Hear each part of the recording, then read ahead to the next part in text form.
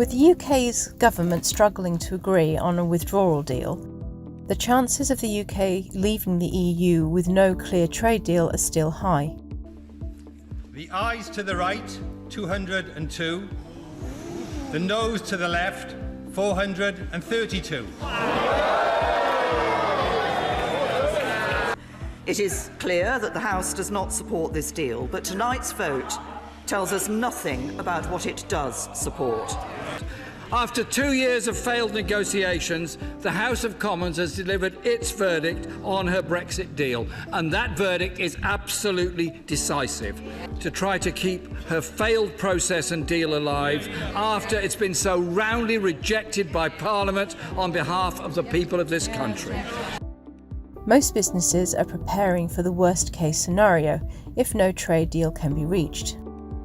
In the first part, we covered what a business would need to do when buying from the EU if no trade deal was reached.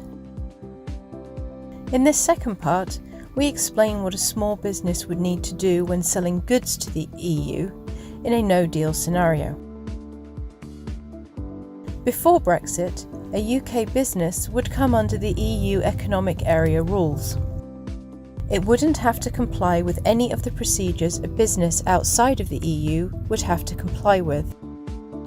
However, in a no-deal scenario, now when a UK business will sell goods to the EU, it would need to follow the same procedures as if selling goods to anywhere else in the world.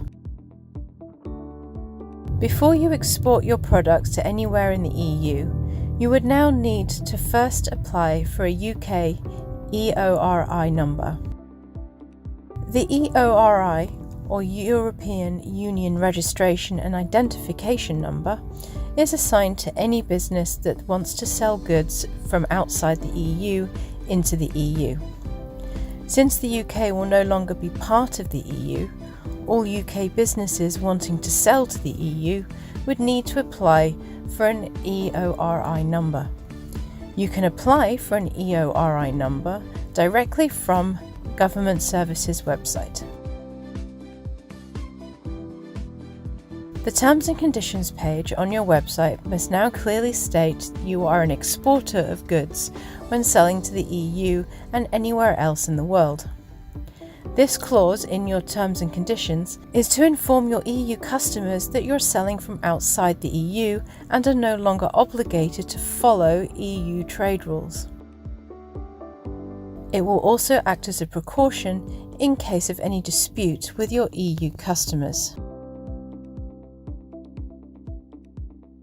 For sales made to EU customers, you would have to make an export declaration before your goods leave the UK.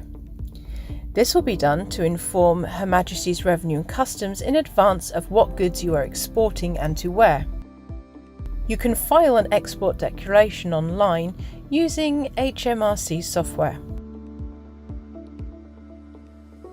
Before Brexit, if you were selling certain goods to EU customers, no specific export licences were needed since all UK exports were expected to comply with EU standard trade rules. However, now if you are selling any artwork, plants, medicines, any sort of animals or any type of technology to the EU, you will now need to apply for an export licence. This can be done through the Export Control Organisation's website called SPIRE.